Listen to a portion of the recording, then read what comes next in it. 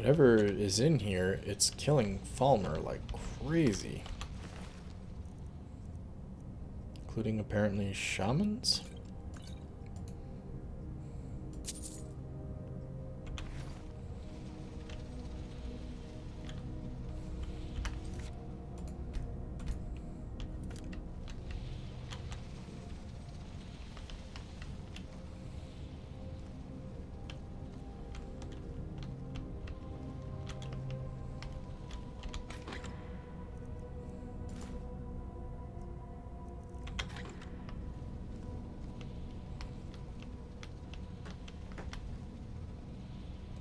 Oh, shit. Okay. That thing. But that thing's dead, apparently. But that thing is not.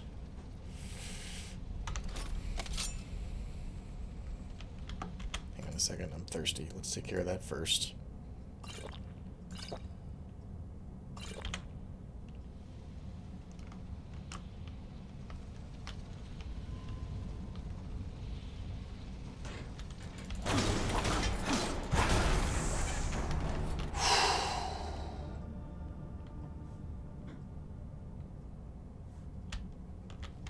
That's what was killing the Falmer. I'm glad I was able to kill it without it getting a hit on me. 2 full Grand Soul Gems. And some kind of key. So then, how did this one die?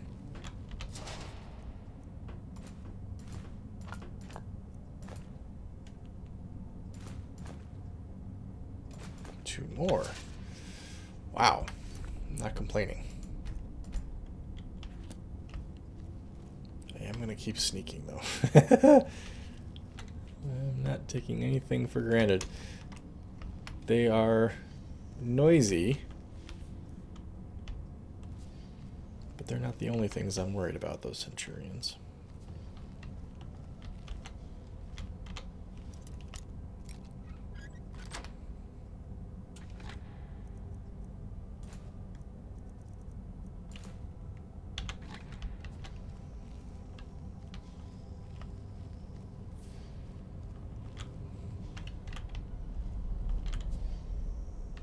Holy shit, there's somebody in there. That's not a Falmer and not a Dwemer and is alive and is... What? Alright, we're gonna find out what that is here in a second. What the fuck?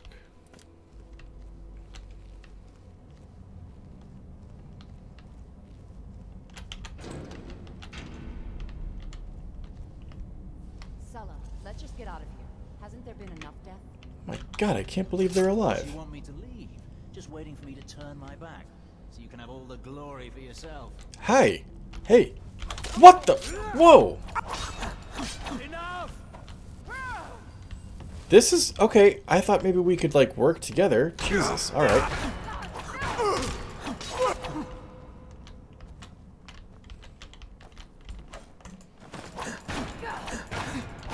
Damn, she's good at blocking. Holy crap. And you thought I was just a pretty face. Where's the other dude? Oh, what the hell? I didn't know you were gonna do that.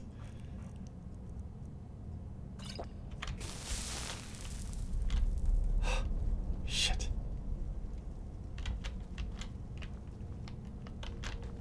Come on, come on, come on, come on, come on. Come and hit me.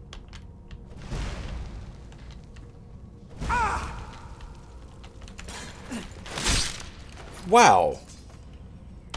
I was not happy that he decided to shoot fireballs at me, apparently.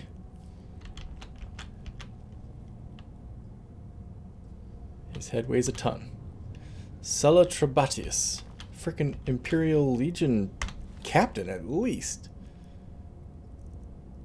Sword of Cowardice.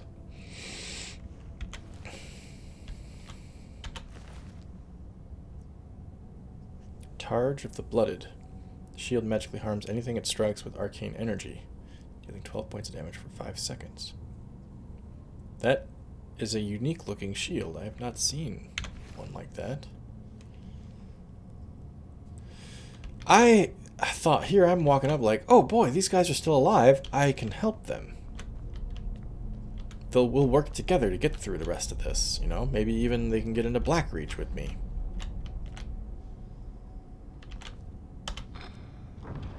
Ah, that's the sphere thing.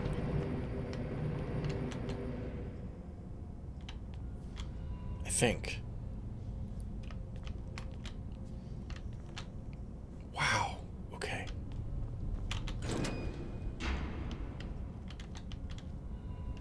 Takes me back up to the surface. Got it. All right. Okay. So presumably then, down this way, Blackreach awaits.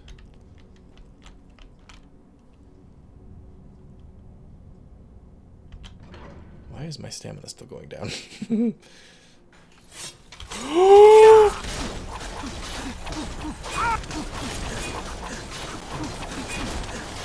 Holy fucking shit! Oh my god, oh my god, oh my god, oh my god, oh my god. No, where's Dargo? I need Dargo. Dargo's here with me and he's also hurt. Shit. Just relax, buddy.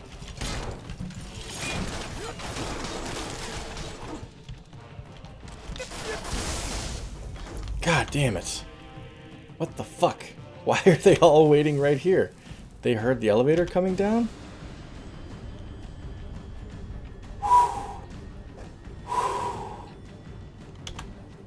Presumably that's Requiem that gives you that greeting party. Holy crap.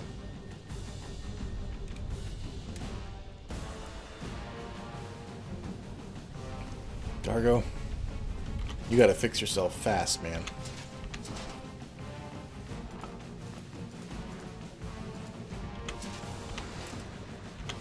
I just started swinging like mad.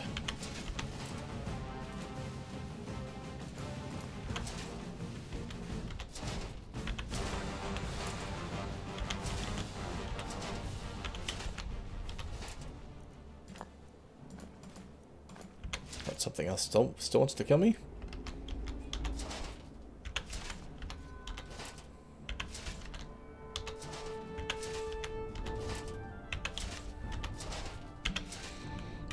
I think we got everything.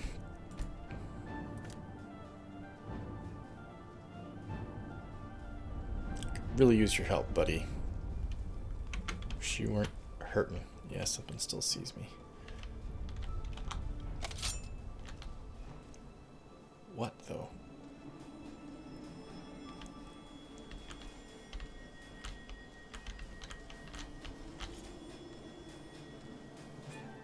What is this place? Oh. Whoops.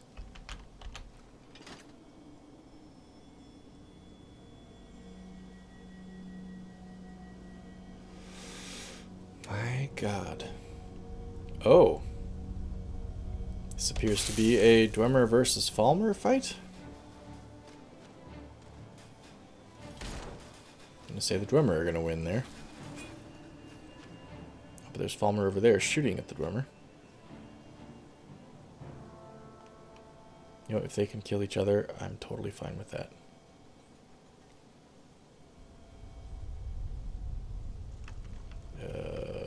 Apparently they're looking for me. Oh, shit.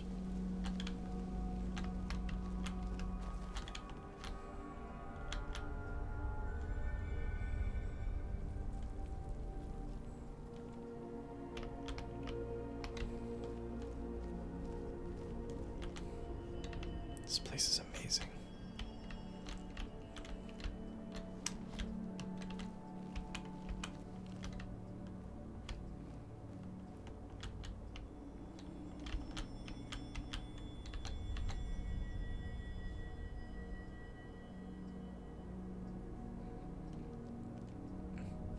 Amazing and dangerous as hell. Ugh.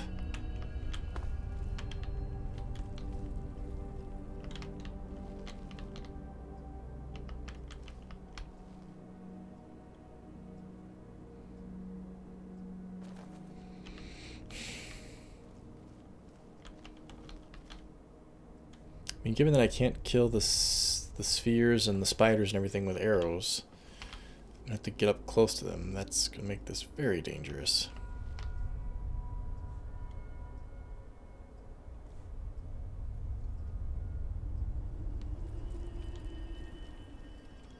It's just a giant cavern underneath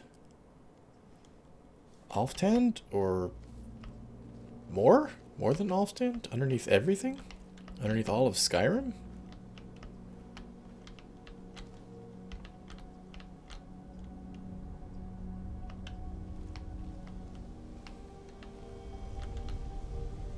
Never seen a red plant like that.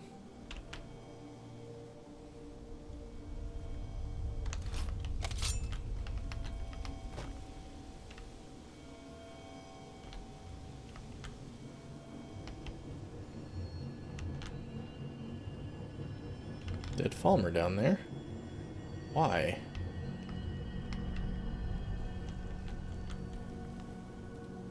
I know the Dwemer Centurions are not checking the Falmer dead, so I'm welcome to take whatever they leave behind.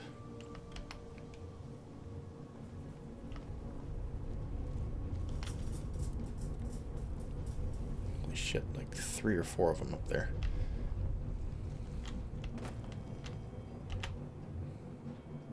Dead Charis, great. So there are Charis down here. Well, somehow we got lucky enough to not see any... not those things. Not see any all the way through Alftand. Guess I couldn't count myself so lucky to not see them all the way through Blackreach too.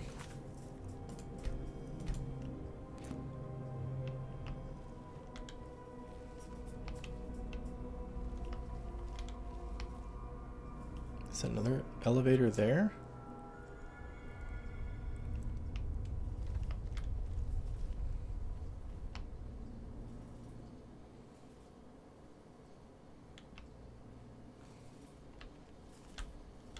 I think I'm going to attract that sphere's attention when I attack these things.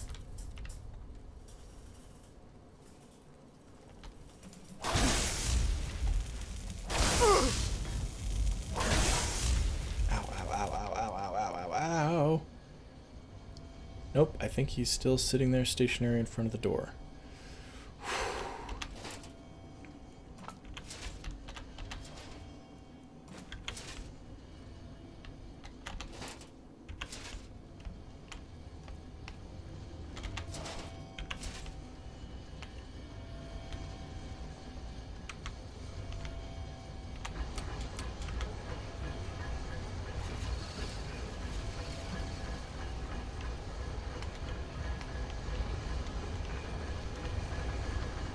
Another elevator.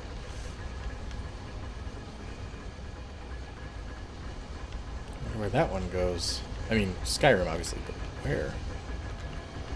If Alftand's entrance is right over there, where does that giant elevator take you? Oh my god, that sound is getting annoying. And it's everywhere. It's over here now, too.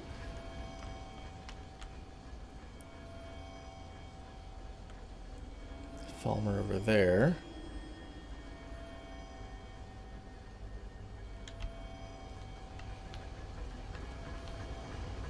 Dargo's slowly making his way toward me. Alright, we need to sneak up on that Centurion and do the exact same thing to it. The sphere, whatever it is.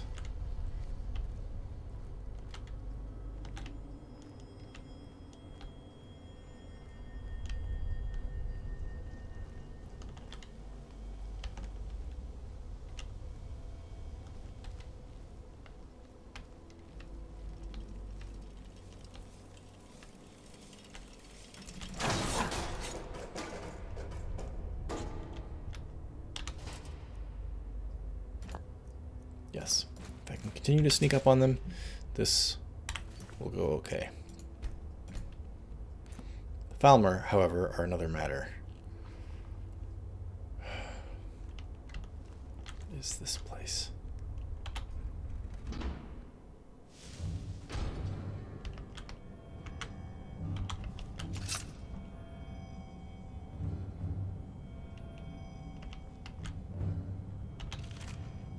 Who's this fellow?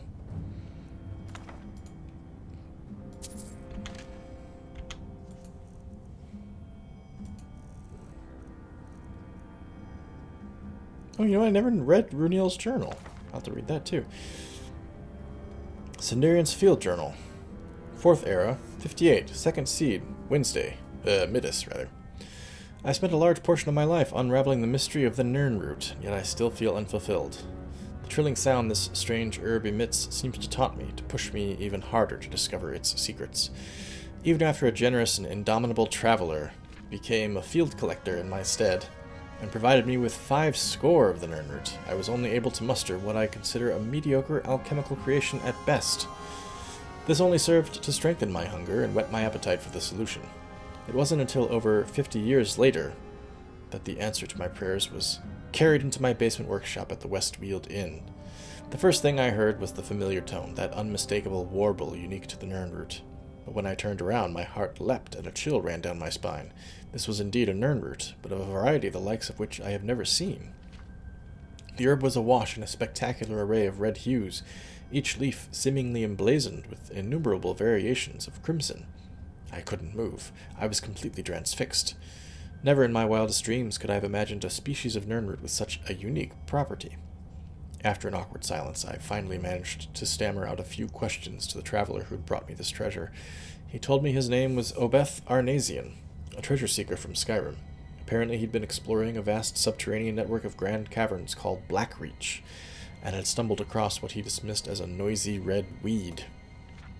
His expedition was largely unsuccessful, and he didn't want to leave the caves empty-handed, so Obeth picked one of the Crimson Nirn root to bring home.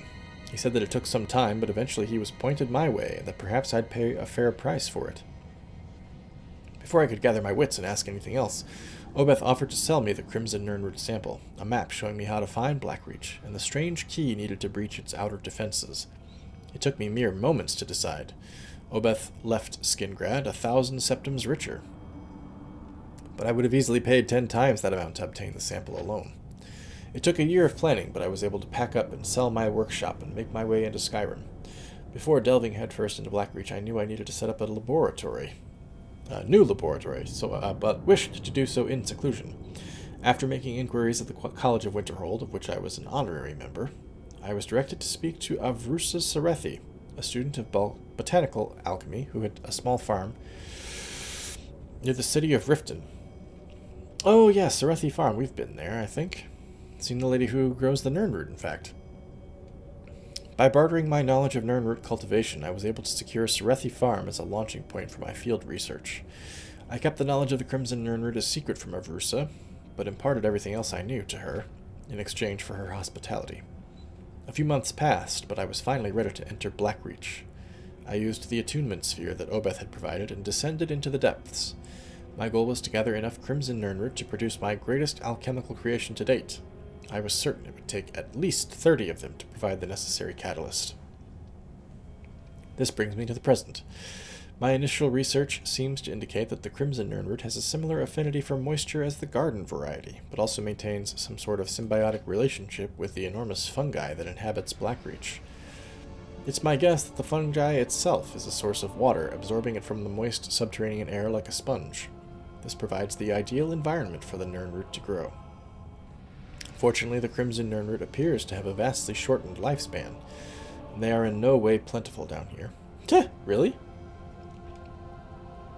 Gathering 30 of them will be quite the challenge, but hopefully the denizens of Blackreach will allow me to gather my samples unhindered. Apparently that was not the case. Killed by Falmer arrows, it looks like.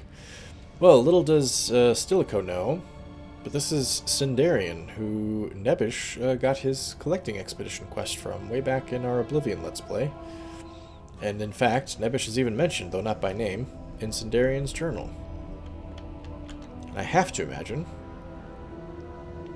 I think I have one of those already. I have to imagine if Boots of Hauling. Sure. I have to imagine if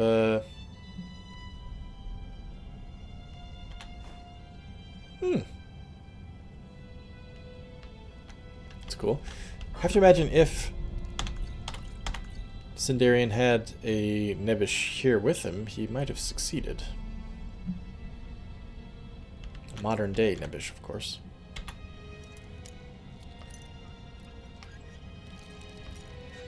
And again, Stilico doesn't know it, but this is the second time he's interacted with, or found somebody who has had some interaction with Nebish. The second, of course, being Sindarian. The first was Nebish's own son, who is an officer in the Imperial Army. He is stationed at the Imperial Army camp at, is it Dawnstar? The Pale, rather? Or Winterhold? I can't remember which.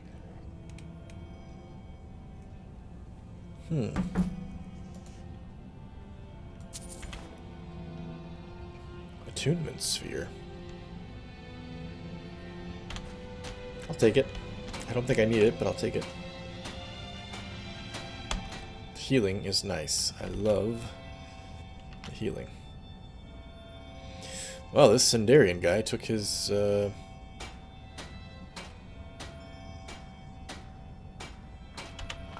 alchemy very seriously.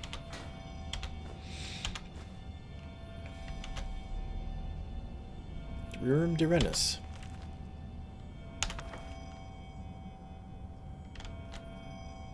We're not going to do this collecting quest, you guys. Wouldn't interest Stilico in the least. Doesn't have an alchemical bone in his body. And doesn't care about these noisy weeds anyway.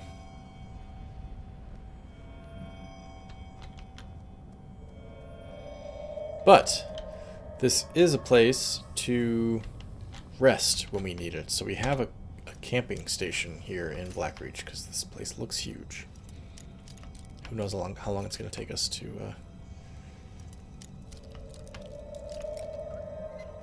find what we need here.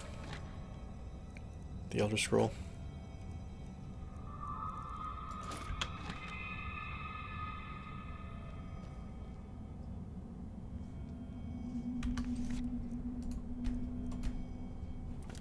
Well, Sindarian, your effort dies with you.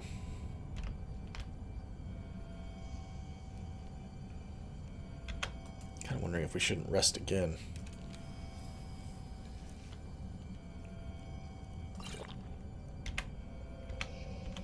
I mean, we don't need to, but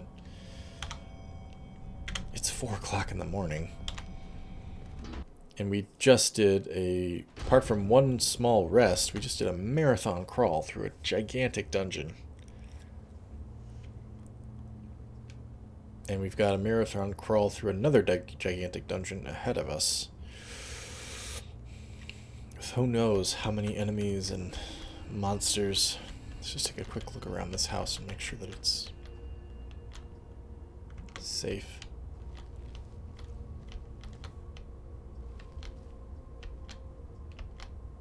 See, like, what the hell is that?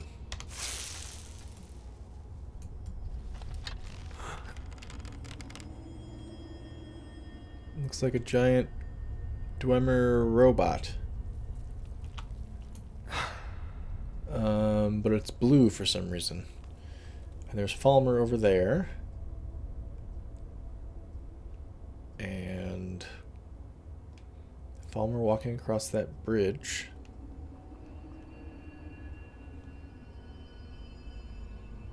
Gigantic freaking mushrooms. Some of which are bending in the breeze. Whatever breeze there might be here. Well, yeah, this place is huge. You can't see from one end to the other of it.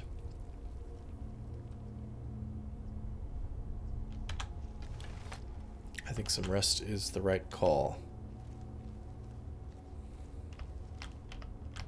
We might be down here for days. Wish I could make myself a hot meal.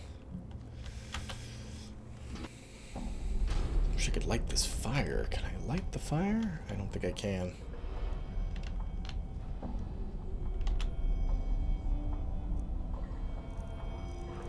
All I can make is water. I have ingredients for nothing else.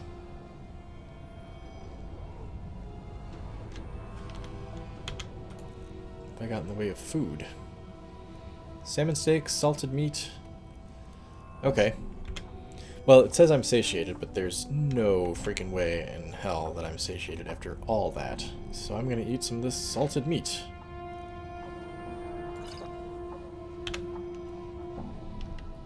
And I'm going to sit here in Sindarian's stone chair and read a completely unrelated thing, Runil's journal. Now, for those of you who might have forgotten, Runil is the guy who runs the Hall of the Dead in Falkreath, I think? We met him at the very, very beginning of our adventure here in Skyrim. He sent us to Sunderstone's Gorge. We went there once early on, had to backtrack and escape because it was too tough for us. Went there a second time, got our asses kicked, but still managed to come out with his journal. We just haven't taken it back to him yet because the Jarl of Falkreath and his guards have a bounty on our heads that would cause our death if we showed our faces. But we have his journal, and I'm going to read it. 17th of Second Seed. It has been a long time since... Oh, incidentally, for those of you who are watching, which is everybody who's listening to this, if you aren't familiar, there will be no more gameplay in the rest of this episode. I'll just be reading this journal and then going to bed. So if you'd like to, if there's an episode ahead of you, you may skip ahead and you won't miss any gameplay. Anyway, 17th of Second Seed. It has been a long time since I've written an entry in this journal. I admit with some embarrassment then that when I pulled it down from the shelf, I nearly choked on the dust that flew. There is little to tell, but did suffer another awful nightmare of the war. I suppose this is an affliction common to many who must see the horrors of war firsthand. Writing about it has already helped me to feel better. 19th of Second Seed. Jesus Christ, I don't know if I'm going to be able to sleep with that plant. I may have to rip it out of the ground and collect it just so that it doesn't do that. 19th of Second Seed. Received a letter from Anders in Whiterun. I was just thinking, imagine if Stilico kept a journal. It would be full of stuff like that. Ah, Jesus! Well, it wouldn't be Jesus. It'd be, frickin' Stendar, this goddamn plant. Received a letter from Anders in Whiterun. He has invited me to visit, and I intend to accept. Assuming Anders is the guy that works in the Hall of the Dead in Whiterun? I don't know. It's been a long time since I was in the city. My only fear is the Thalmor. I have heard that they and their agents are abroad in Skyrim, rooting out worshippers of Talos. I must be sure to keep a low profile. Okay, so this Runil guy, he's an Altner, if I remember correctly, but he's anti-Thalmor, which is good. Perhaps even a Talos worshipper. 28th of Second Seed. Returned from my trip to Whiterun to find very few flowers have bloomed here. The rest of Skyrim is covered in blooms of fiery red and piercing blue, but only a scant few have appeared in or near the town.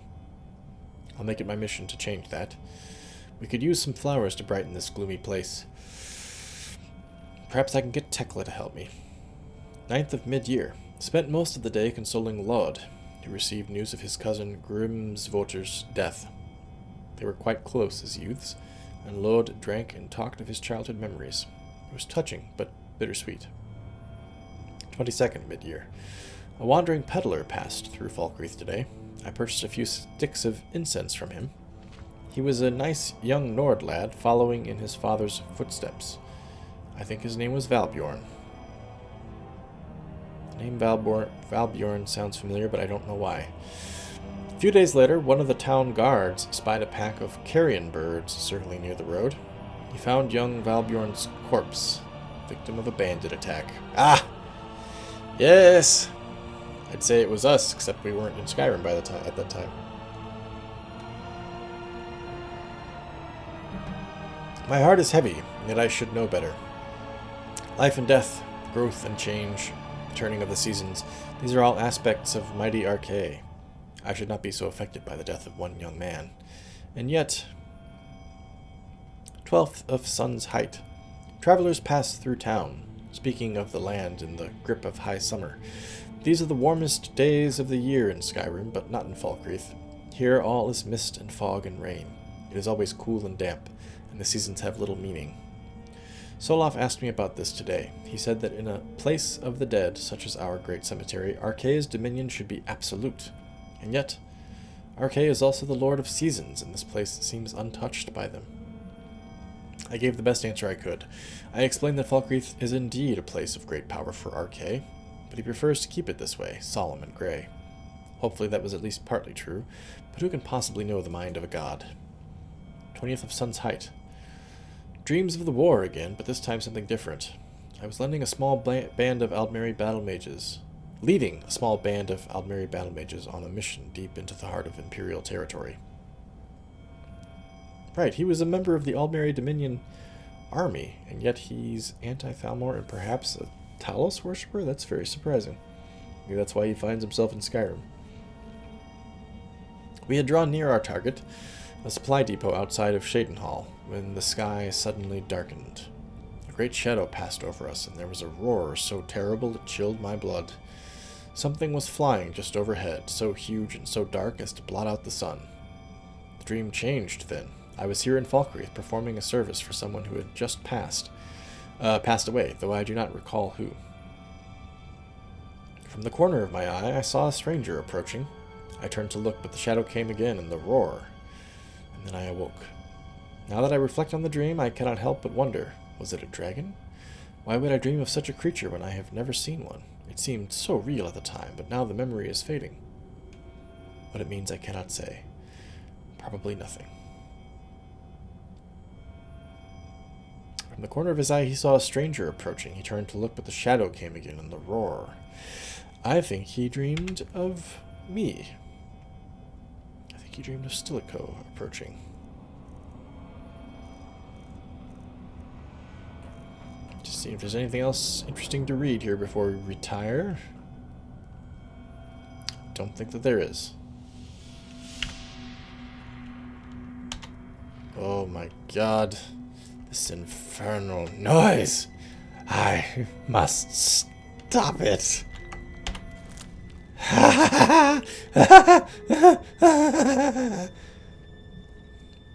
I can drop that.